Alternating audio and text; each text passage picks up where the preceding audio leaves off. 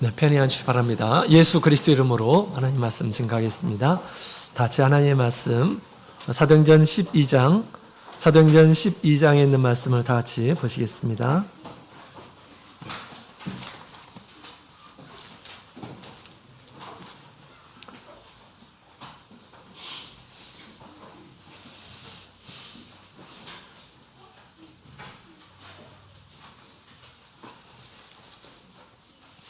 사도행전 12장 우리 1절부터 우리 5절까지 있는 말씀을 1절부터 5절까지 있는 말씀을 먼저 읽어보도록 하겠습니다. 한 구절씩 교독하시겠습니다. 12장 1절 그때 헤롯 왕이 손을 들어 교회 중 몇 사람을 해하려 하여 요한의 형제 야고보를 유대인들이 이 일을 기뻐하는 것을 보고 베드로도 잡으려 할세 때는 무교절일이라 잡음에 오게 거두어 군사 몇십 내 유월절 후에 백성 앞에 끌어내고자 하더라. 이에 베드로는 옥에 갇혔고 교회는 그를 위하여 간절히 하나님께 빌더라. 아멘. 아멘. 네, 조금 있다가 읽어보도록 하겠습니다. 할렐루야. 네, 반갑습니다. 거룩한 안식일입니다. 주님께 감사드리고요. 또 오늘 시간 우리 믿음으로 하나님의 계명을 잊지 않고 하나님의 성전에 나오신 모든 분들, 또 주님 안에서 거하기 힘쓰는 우리 모든 분들에게 주님의 크신 은혜와 평강이 함께하기를 원합니다. 우리 지난 시간에 우리 영혼회가 있었죠? 당신을 향한 하나님의 뜻이 무엇인지 확실히 아셨나요? 네, 그렇죠.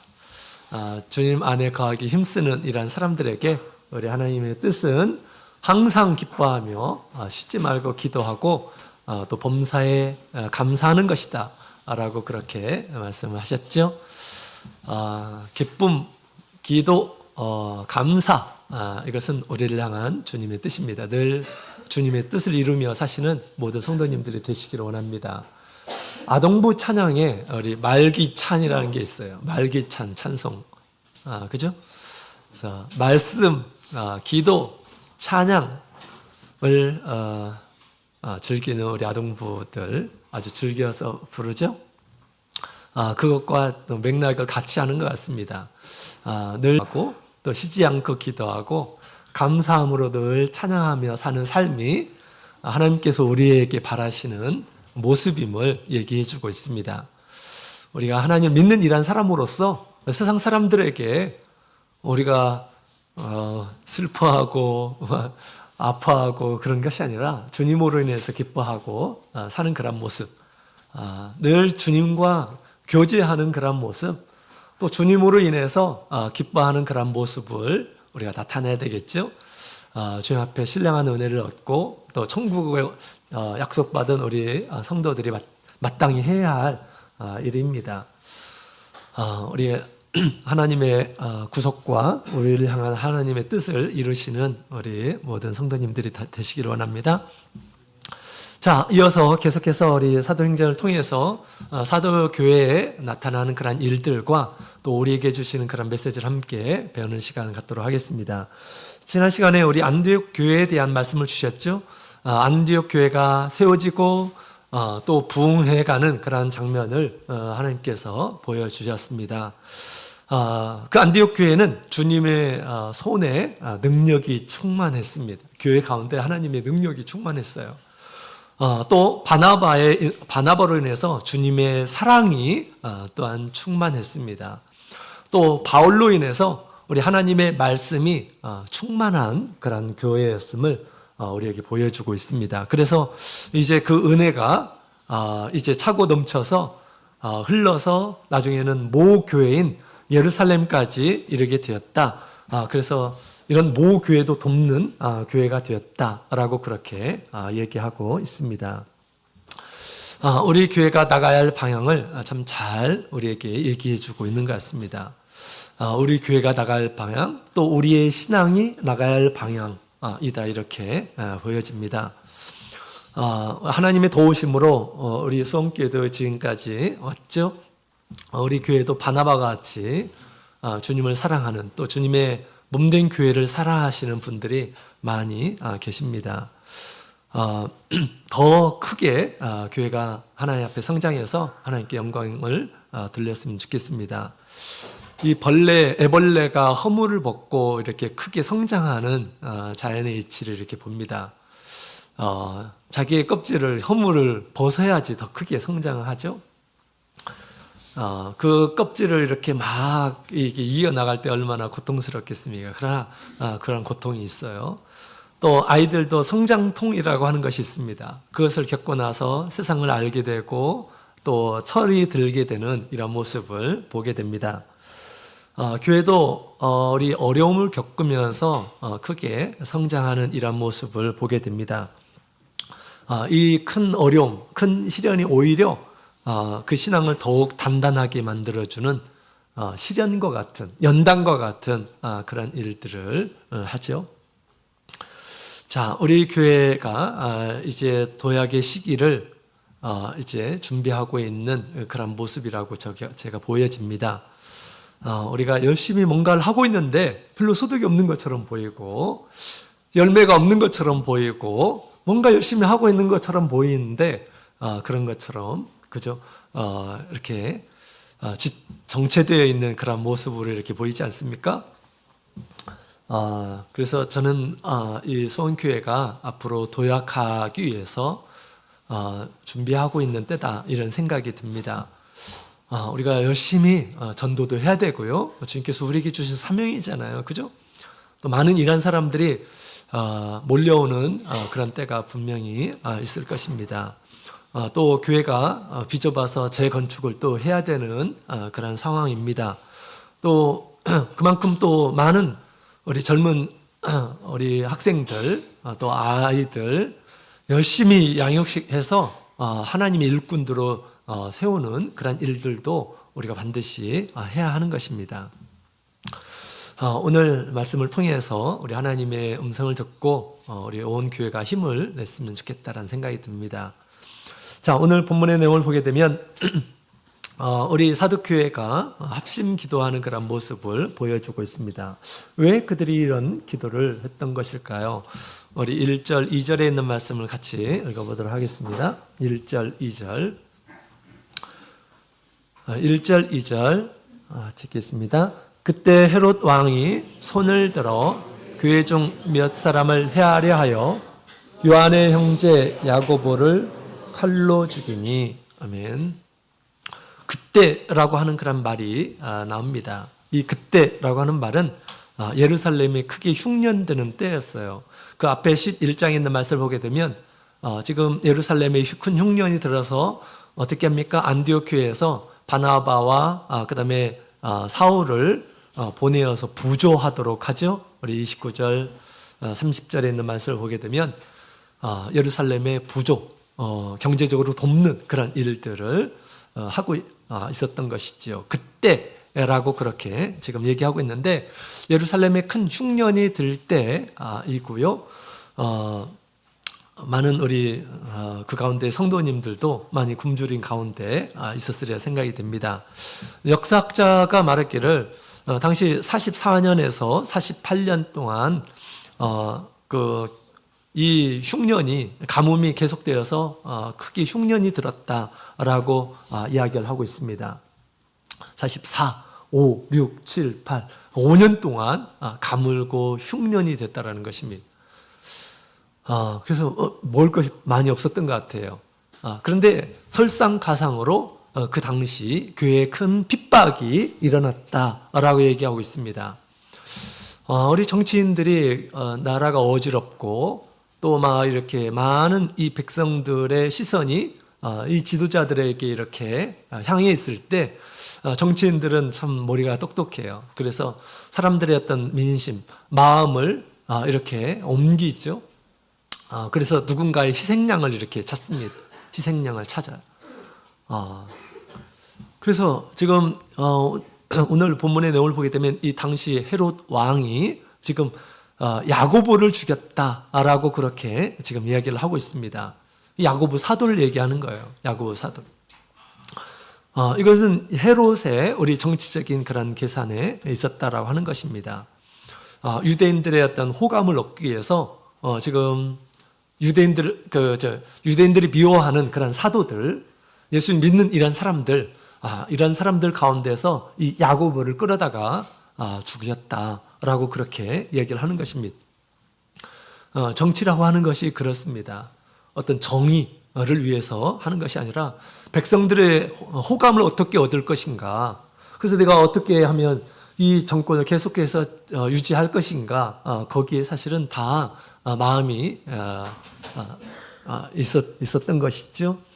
그래서 때로는 이렇게 백성들에게 아첨을 하고 또 때로는 자기의 어떤 권세, 권력을 이용해서 그것을 남용해서 사람들을 이유 없이 죽이는, 이유를 찾아가지고 죽이는 이런 모습들도 보게 됩니다. 그러나 그들의 종말은 참으로 비참하게 되죠. 왜냐하면 하나님께서 다 보고 계시고 하나님의 심판이 있기 때문에 그렇습니다. 자, 우리 이제 이 헤롯이 그 당시에 많은 이런 가뭄 가운데서 그 나라가 굉장히 어려워진 그런 상태에 또 이제 예수 믿는 야곱을 죽였습니다. 백성들은 어떻게 반응했을까요? 우리 3절에 있는 말씀을 보게 되면 유대인들이 이 일을 기뻐하는 것을 보았다라고 얘기를 하고 있습니다. 기뻐하는 그런 모습을 보게 되었어요. 그래서 이 유대인들이 예수를 믿지 않는 그런 유대인들, 우리 예수님을 얼마나 반대를 하고 거부를 하고 또 예수님을 죽이기까지 했죠. 그들이 자기의 정적들을 헤롯이 대신해서 죽여주는 것이에요. 얼마나 기분이 좋겠습니까? 그래서 기뻐하였다라고 했습니다. 그래서 이 헤롯이 백성들이 기뻐하는 그런 모습을 보고 나서 베드로도 죽여야겠다 이런 생각을 하게 된 것입니다. 그때는 무교절이었는데 이제 3절부터 있는 말씀을 보게 되면 베드로를 잡은 때는 이 무교절이었는데, 무교절이라고 하는 것은 유월절 그 다음 날부터 일주일을 무교절이라고 하죠. 무교병, 누룩이 없는 떡을 먹는 그런 날인데, 그것은 이스라엘 나라의 큰 명절이었어요. 명절 때 막 기쁨의 축제의 날에 사람을 죽이고 그러면 안 되죠. 그렇기 때문에 이제 무교절이 끝나고 나서 베드로를 죽이려고 했던 것입니다. 그래서 이제 당시 이제 명절을 이렇게 보내는데, 당시 유대인들에게 있어서 가장 큰 이슈가 무엇일까요? 이제 베드로가 갇혔다라는 것입니다. 곧 있으면 베드로가 죽게 될 것이다라고 하는 것이었습니다. 그동안 그 유대교를 혼란스럽게 하고 백성들의 마음을 미혹시킨 그런 기독교. 그리고 기독교 가운데서 가장 우리 우두머리인 이 베드로를 죽이는 것, 이제 많은 유대인들이 아마 기대하고 기다리고 있지 않았을까라는 그런 생각을 해봅니다. 그들이 하고 싶은 것을 이 헤롯이 대신 해줬던 것입니다. 당시 헤롯 정부의 지지율은 엄청나게 많이 올라갔을 것입니다. 그렇죠? 반면에 우리 교회는 큰 충격에 빠지게 되었음을 우리에게 보여주고 있습니다. 첫 번째로는 우리 경제적으로 흉년 가운데서 생존의 위협을 이렇게 느끼고 있었고요. 뿐만 아니라 신앙적으로 지도자가 지금 처형된 그런 상황에 이렇게 벌어지고, 또 한 사람은 처형의 위기 가운데 있게 되었다라는 것입니다. 가장 위에 있는 이 지도자도 이렇게 처형하는데 그 후에 어떤 일이 벌어질까요? 아마 대대적인 그런 핍박이 시작되기 전이었으리라 이렇게 생각이 듭니다. 이런 상황에서 우리 성도들은 어떤 모습을 보였을까요? 굉장히 지금 예루살렘에 계속 머물러 사는 것도 경제적으로 힘들고 또 신앙적으로 큰 핍박의 위기 가운데 있는데, 우리가 인간적으로 생각하면 어떤 생각이 들까요? 빨리 피하겠다 이런 생각이 들지 않겠습니까? 내가 살기 위해서 좀 피하겠다 이런 생각이 들지 않을까요?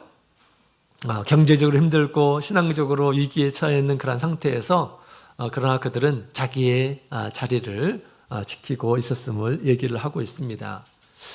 여러분도 이렇게 어려운 상황이어서 어떻게 하겠습니까? 교회가 어려우면 그런 상황에 있을 때 여러분들은 어떻게 하겠습니까? 많은 이런 사람들은 쉽고 편한 길을 이렇게 선택하는 그런 경향을 보게 됩니다. 교회가 어려워지면 내가 다른 교회 가면 되지 뭐 이런 생각을 이렇게 하는 이런 사람들도 있습니다. 그러나 이런 상태에 우리 예루살렘 교회는 우리 성도들은 어떻게 했을까요? 그들은 하나로 똘똘 뭉쳐가지고 기도하기 시작하였다라고 그렇게 이야기를 하고 있습니다. 우리도 힘을 합해서 이 난관을 극복해 나가야 하겠습니다. 이것이 우리 주님을 믿는 이런 사람들의 바른 태도예요. 어려움에 직면했을 때 무엇을 생각해야 되느냐? 하나님을 생각하고 기도를 해야 되는 때임을 우리는 알아야 하는 것입니다. 가정에서 어려운 문제가 생기고 교회에서 어려운 문제가 생기고 그럴 때마다 무엇을 해야 될까요? 기도를 해야 하는 것입니다. 기도를 해야 되는 거예요. 자, 그러면 그들은 어떻게 기도를 한 것일까요? 어떻게 기도를 했을까요? 우리 5절에 있는 말씀을 같이 보도록 하겠습니다. 12장 5절 다 같이 읽어보겠습니다. 시작. 이에 베드로는 옥에 갇혔고 교회는 그를 위하여 간절히 하나님께 빌더라. 아멘.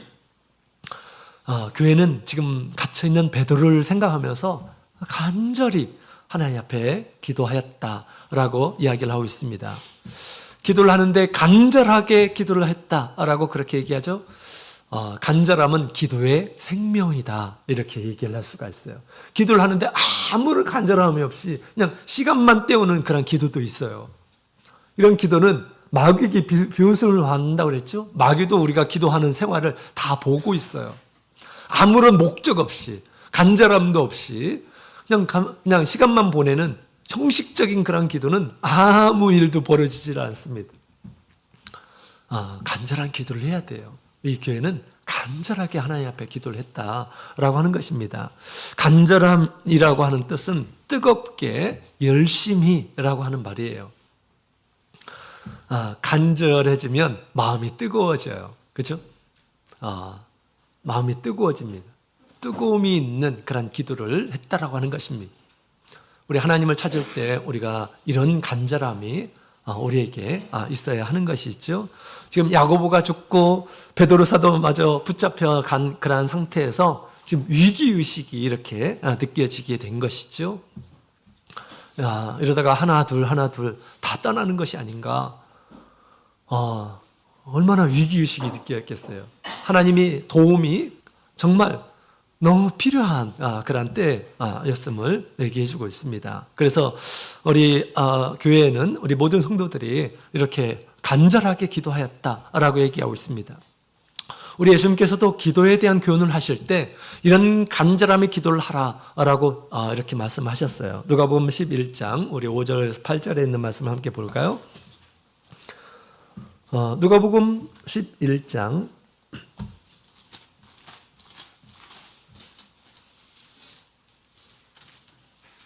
5절부터 우리 8절 5절부터 8절 같이 읽겠습니다.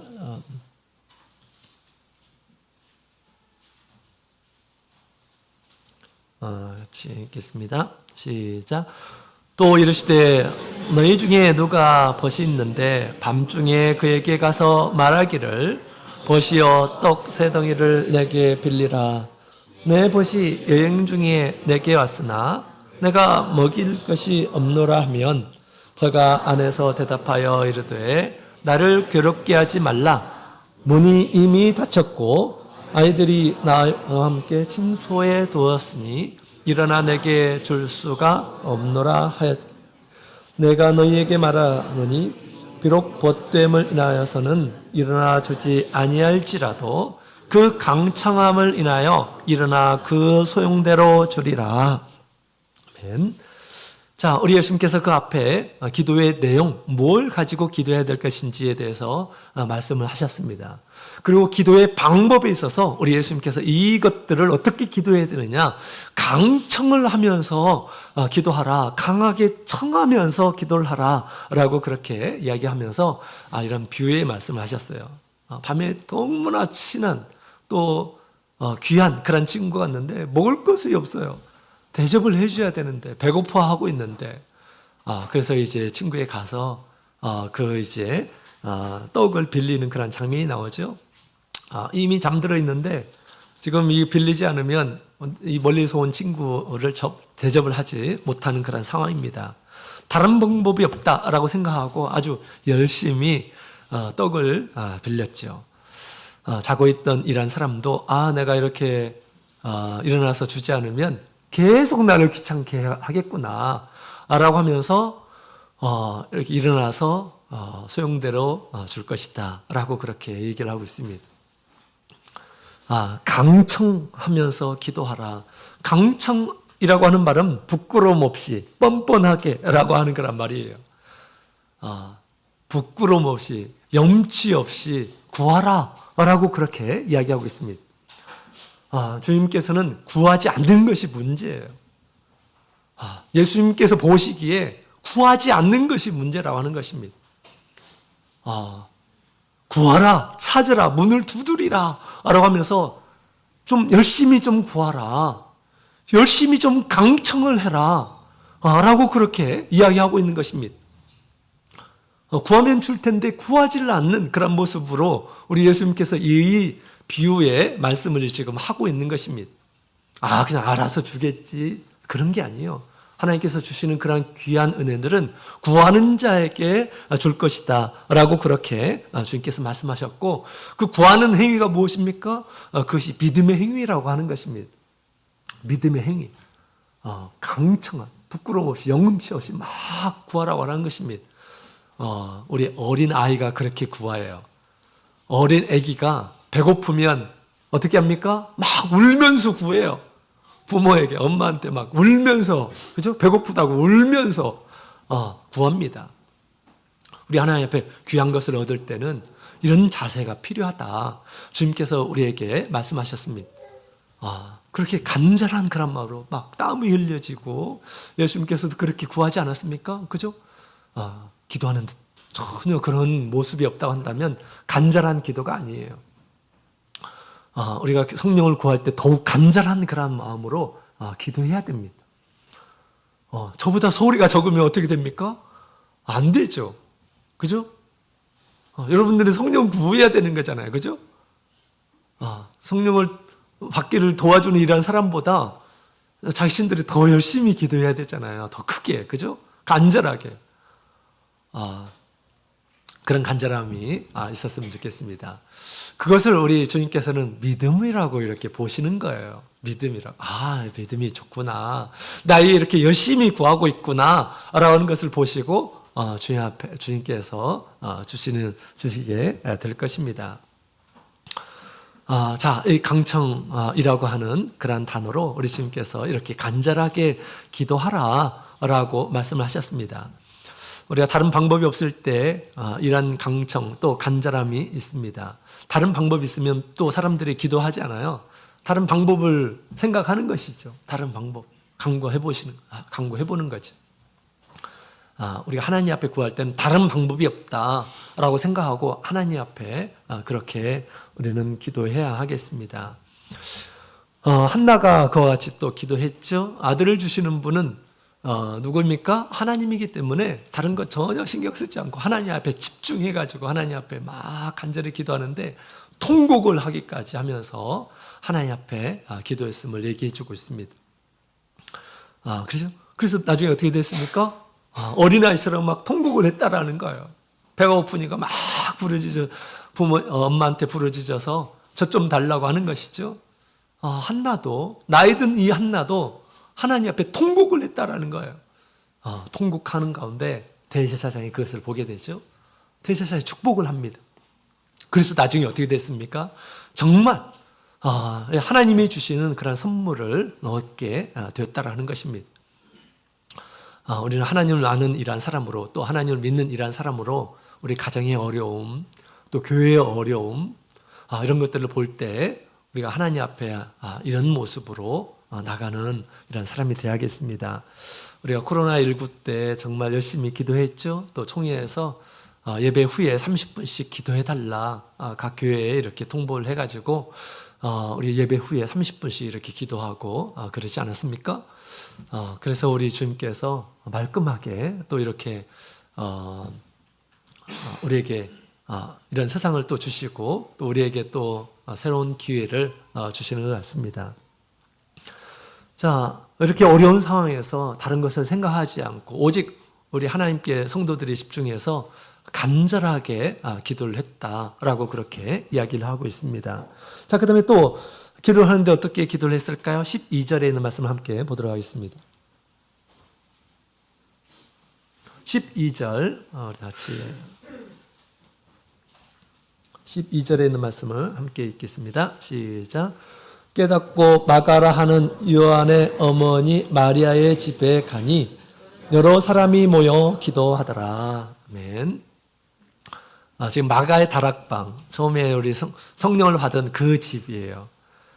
그 집에 모여서 여러 사람이 함께 모여서 기도하였다라고 얘기를 하고 있습니다. 그래서 우리 교회의 기도는 한편으로는 간절한 그러한 기도를 했지만 또 한편으로 함께 모여서 기도를 했다라는 것입니다. 각자 흩어져서 그렇게 기도하는 것이 아니라 여러 사람이 함께 모여서 합심하여서 기도하였다라고 하는 것을 우리에게 보여주고 있습니다. 같은 목적을 가지고 있는 이런 사람들이 함께 모여서 함께 기도하였습니다. 합심 기도는 놀라운 우리 하나님의 역사가 있음을 얘기해 주고 있습니다. 야고보서 5장 16절에 있는 말씀을 보게 되면 너희 죄를 서로 고하며 병납기를 위하여 서로 기도하라. 의인의 간구는 역사하는 힘이 많으니라 라고 이야기를 하고 있습니다. 우리가 어떤 과실, 내가 잘못해가지고 병이 있을 때 서로 낫기 위해서 기도하라 라고 그렇게 얘기를 하고 있습니다. 주님께서 그 기도를 들으신다 라고 이야기하고 있습니다. 의인의 간구는 역사하는 힘이 크죠. 한 명의 이 간절한 기도도 또 의인의 기도도 하나님께서 들으시는데 이 성도들이 함께 모여서 의인들이 함께 모여서 힘을 내서 합력해서 기도를 한다면 하나님께서 얼마나 더 그 기도를 들어주실까요? 그죠? 하나님의 마음이 아마 불붙듯 하리라 그렇게 생각이 듭니다. 이처럼 우리 온 교회가 이처럼 하나님 보시기에 합당한 그러한 합력의 기도를 이렇게 했습니다.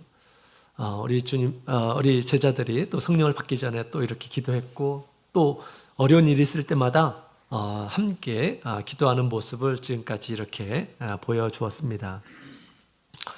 함께 합력해서 기도하는 것은 하나님께서 들으셔요. 느느웨 성에서 사람들이 함께 모여서 모든 이러한 사람 교회 느느웨 성에 있는 모든 사람들로 하여금 회개하도록 그렇게 이 왕이 선포를 하죠.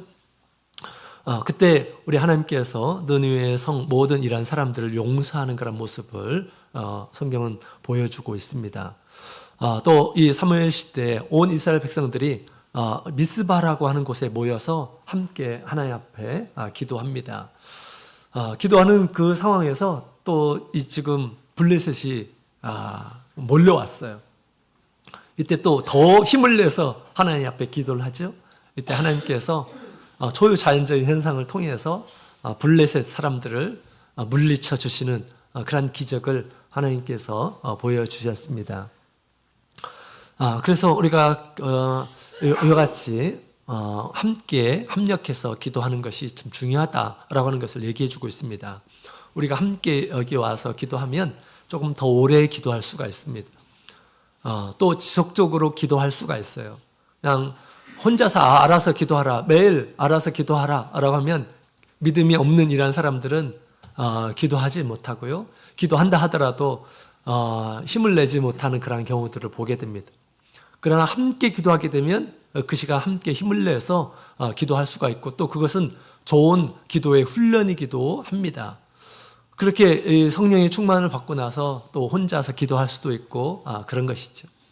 우리의 기도 생활은 마치 모닥불과 같아요. 처음에는 함께 기도해야 됩니다. 열심히 함께 기도하는 가운데 성령의 이 운행하심, 성령의 감동 이런 것들을 같이 받아야 되는 것이죠. 그럴 때 나에게도 불이 이렇게 이제 살려지게 된 것입니다. 그 힘으로 또 내가 혼자 기도할 수도 있고 그런 거예요.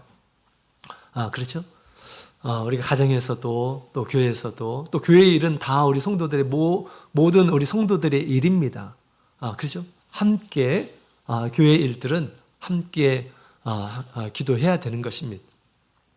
합력의 기도는 우리 하나님께서 더 귀담아 들으시는 것 같습니다. 옛날에 저희 가정에서 이런 일이 있었습니다. 제가 안양에 있을 때인데 큰아이가 천안에 있었어요. 근데 이제 천안에서 이제 그 천안 예배를 드리고 나서 이제 토요일 날 저녁 때 옵니다. 근데 시간이 됐는데도 오지를 않았어요. 시간이 훌쩍 넘는데도 오지를 않았습니다. 한 7시, 제가 생각하기에 7시 정도면 와야 되는데 8시가 됐는데도 안 오는 것입니다. 근데 큰아이가 휴대폰이 없었어요. 휴대폰이 없었어요. 도대체 온다고 했는데 왜 안 온 걸까? 그런데 9시가 이렇게 넘어갔습니다. 그런데도 오지를 않는 거예요. 이 아이가 어떻게 됐나? 이런 생각이 들었습니다. 그래서 다 걱정을 했습니다. 이런 때 뭘 해야 될까요? 이런 때 기도를 해야 되는 거죠. 기도를 다 모이라고 해가지고 우리 형을 위해서 함께 기도하자. 형을 위해서 지금 어떤 상황인지 전혀 모르는 그런 상황이고 그리고 깜깜한 밤이고 그래서 어떤 상황인지 모르기 때문에 함께 우리 형이 올 때까지 또 하나님께서 평안하게 돌아오게 할 때까지 함께 기도하자라고 그렇게 기도를 시작했습니다. 얼마 동안 기도를 했는지 모르겠어요. 막 기도를 하고 있는데 띵동 띵동 소리가 나는 겁니다. 누구였을까요? 큰아이였습니다. 큰아이. 들어보니까 자다가 그 차를 계속 타고 갔다는 겁니다. 딱 눈을 떠서 보니까 막 시골에 와 있다는 거예요, 자기가. 그런 상황에서 감사하게도 이게 경찰서가 보였답니다. 파출소가 보였대요, 파출소가. 근데 그때만 해도 조금 이제 파출소에 들어가가지고 도움을 요청하고 그런 성격이 아니었습니다. 그랬는데, 또 당당하게 또 파출소에 들어가가지고 자기의 어떤 상황을 이렇게 얘기를 해서 도움을 이렇게 구했다고 하는 것입니다. 저는 그 모든 것이 우리 하나님의 도우심이라고 이렇게 생각이 듭니다. 이렇게 열심히 구함을 통해서 하나님께서 이 아이에게 또 담력도 주시고 또 일어나게 해주시고 또 파출소 앞에서 내리게 해주시고 하셔가지고 또 순조롭게 집에까지 이렇게 도착하도록 주님께서 인도하셨다고 저는 이렇게 믿습니다. 그래서 가정의 일도 작은 일이든지 큰 일이든지 먼저 함께 믿음의 사람들이 모여서 함께 기도하는 것, 이거 너무나 중요한 것이고 하나님의 큰 은혜를 얻는 계기가 되는 것입니다. 그래서 우리 가정에서도 그렇게 해야 되고요. 또 우리 교회에서도 그렇게 해야 되는 것입니다. 큰 일이 있을 때 더욱 우리가 힘써 기도해야 되는 것입니다. 우리 교회는 우리 안식일 오후마다 교회를 위해서 기도하는 그런 시간들이 있죠. 이 시간에 우리가 교회 모든 우리 성도님들은 함께 모여서 함께 기도하시기를 원합니다. 더욱 간절하게 기도했으면 좋겠습니다. 또 우리 교회 건축을 위해서 어려운 가운데 이렇게 열심히 기도하는 가운데 또 주님께서 문을 열어주시는 경우들이 이렇게 많이 있습니다. 모든 것을 다 갖춰놓고 이렇게 건축하는 그런 교회는 그렇게 많지는 않아요. 다 어려움 가운데 건축을 합니다.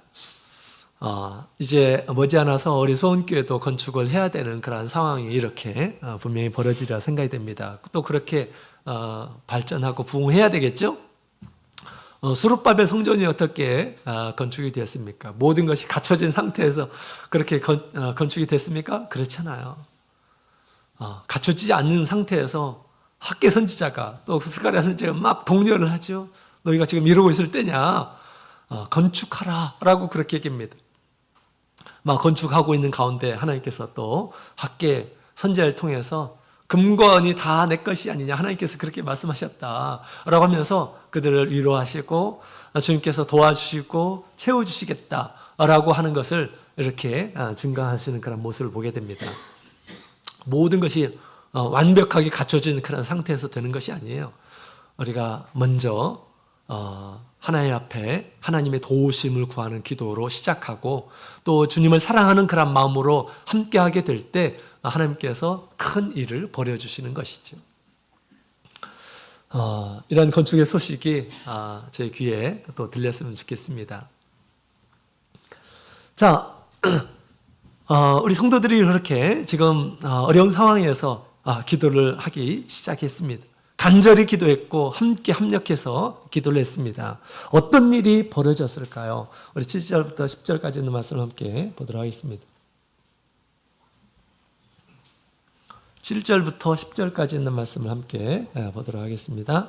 같이 찾으셨으면 같이 읽어보도록 하겠습니다. 시작.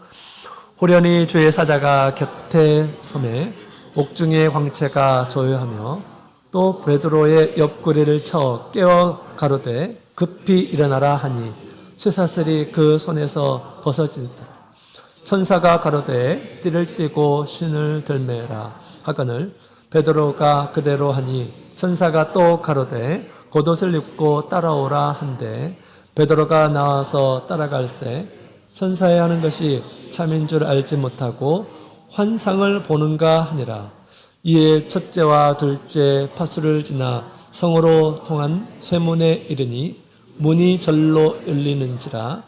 나와 한 거리를 지나매 천사가 곧 떠나더라. 자, 여기 있는 말씀을 보게 되면 기도의 결과 어떤 일이 벌어지느냐? 하나님께서 일을 하셨다라고 하는 것을 얘기해 주고 있습니다. 그 기도를 들으시고 하나님께서 천사를 보내주신 거예요. 베드로에게 천사를 보내주죠. 그래서 이 베드로, 잠자고 있는 이 베드로를 천사가 깨웁니다. 빨리 일어나라. 그러죠? 그리고 그를 준비시키고 이제 옥에서 탈출하도록 하였다라는 것입니다. 이 베드로가 지금 베드로에게 이 차여져 있는 이 쇠사슬이 그냥 스스로 풀리게 되었다라는 것입니다. 또 문들이 활짝 열리게 되었다라는 것입니다. 그래서 무사하게 탈출하게 되었습니다.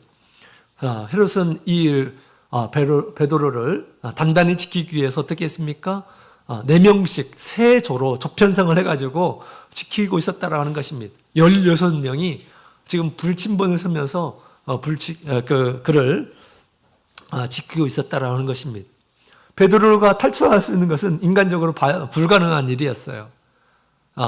이 베드로가 천사의 이끌림으로 이렇게 옥에서 나왔는데 그것이 꿈인 줄로 생각했어요. 꿈인 줄로 생각했어요. 나중에 천사가 떠나고 나서 이게 현실이구나.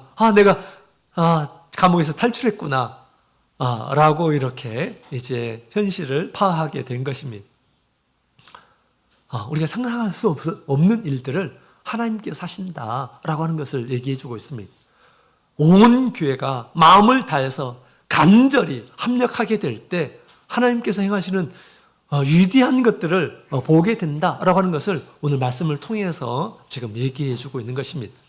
하나님께서 우리 교회에 주신 구원, 영혼 구원의 사명, 얼마나 중요한 일입니까? 얼마나 중요한 일이에요. 한 사람 한 사람이 영혼을 구하는 것은 천하를 얻는 것보다 더 귀한 것이에요. 그렇죠? 예수님께서 말씀하셨습니다. 이 가치 있는 일을 하라라고 그렇게 주님께서 말씀하셨습니다. 어떤 교회는 몇 년 동안 수술자가 없으니까 오전에 아침을 금식을 하더라고요. 우리 참예수교 대만에 있는 교회 아침에 금식을 합니다. 모든 성도들이 금식을 그냥 배고프 그냥 밥을 먹지 않는 것이 아니고 그 시간에 교회에 나와서 기도하는 그런 모습을 이렇게 보게 되었습니다. 주님께서 우리에게 주신 그런 일